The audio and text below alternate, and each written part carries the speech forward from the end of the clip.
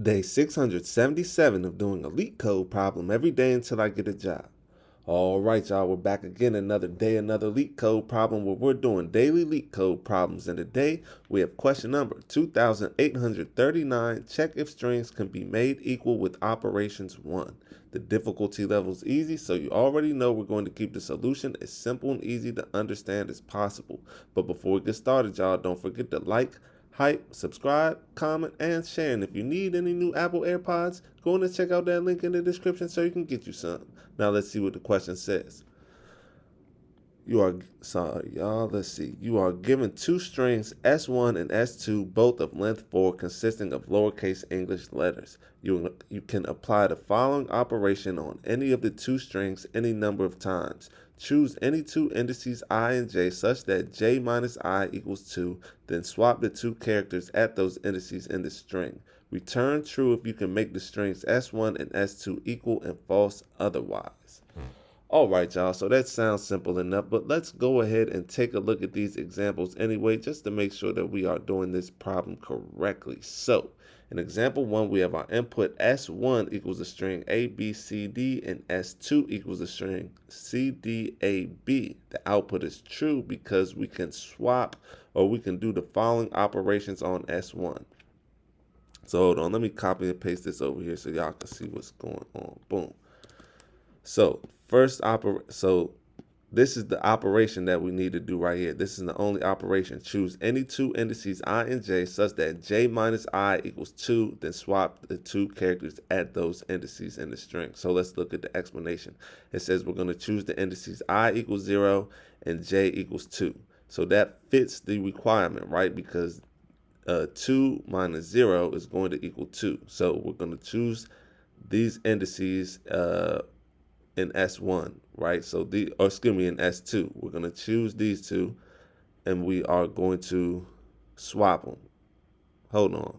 Let me see, y'all. Hold on. We're going to choose indices I0 and J2. The resulting string in S1 is CBAD. Okay, sorry, y'all. My bad. I'm looking at the wrong string. We're going to swap these two first. So after we swap these two, this is 0.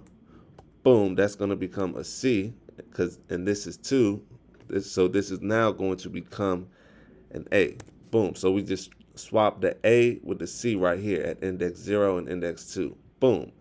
Then after we do that, we're going to choose the indices I equals 1 and j equals 3. The resulting string will equal S1 equals CDAB and S2 equals CDAB. So this time we're going to, from this string right here, we're going to go to indices 1 and 3, right? Because once again, 3 minus 1 is going to equal 2 like it's supposed to. Boom. So we're going to swap indices 1 and 2. So this is indice 1, 1 and 3. This is indice 1. This is indice 2. So we're going to swap the B with the D. So this B becomes a D, and this D becomes a B. After we do that, you can see this is the same string, y'all. And so since that was possible, we return true. So now let's take a look at example 2 where that is not possible and we need to return false. So in example 2, our input S1 equals a string ABCD, S2 equals a string DACB. The output is false this time. It says it is not possible to make the two strings equal. So in this case, with this one operation right here, it's impossible to make these strings equal. Whereas up here, it was possible to make the strings equal. So that's why we return true up here and false down here. And now that we understand the question, y'all, let's get into the fun part, the actual solution. The solution is not that difficult at all. Now, the first thing we're going to do is we're going to create a helper function that is going to apply the allowed swap operation to normalize the string into a comparable form. So we'll come right here. We are going to declare another function, call it op, open up the parentheses, underscore s, colon. We're going to say it's going to be a string. We're going to come outside of that, and it's going to return an array of characters. Boom. So we're going to open up the square bracket and put character inside those square brackets. Then we're going to open up these brackets right here, and first we're going to convert the input string into an array of characters so we can easily swap elements by index. So we're going to declare a variable called s and set that equal to an array open up the parentheses and pass in S, right? And this is going to turn this S, which is right now a string, is going to turn it into an array. Boom. Then we need to iterate through indices 0 and 1, and these correspond to the pairs 0, 2, and 1, and 3.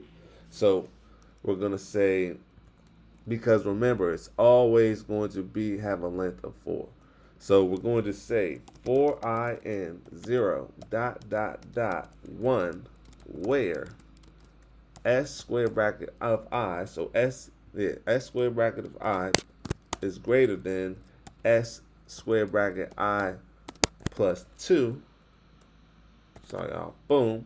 Then we're going to come right here and we're going to open up the brackets. And if the character at index I is greater than the character 2 positions ahead, we're going to swap them. And this will effectively sort the characters at position 0, 2, index 0 and index 2, and index 1 and index 3. Boom.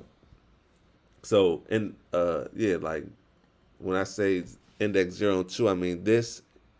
And when I say index 1 and 3, I mean this. Because once again, remember, it's always going to be 4. Boom.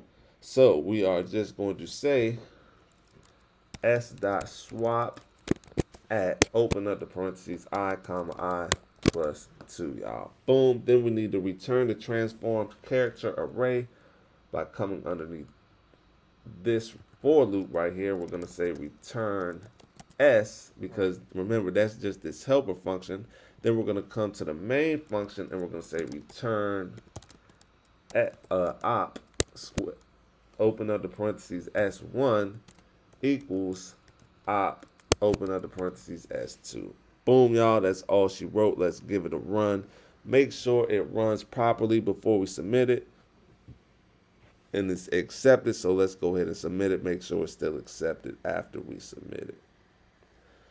Because we all know how LeetCode can be. And look at that, y'all. 0 milliseconds beats 100% of users. That's what I'm talking about. That's what I like to see, y'all. So, with that being said, I hope y'all learned something today. And I hope to see y'all here tomorrow for another day, another LeetCode problem. See y'all then.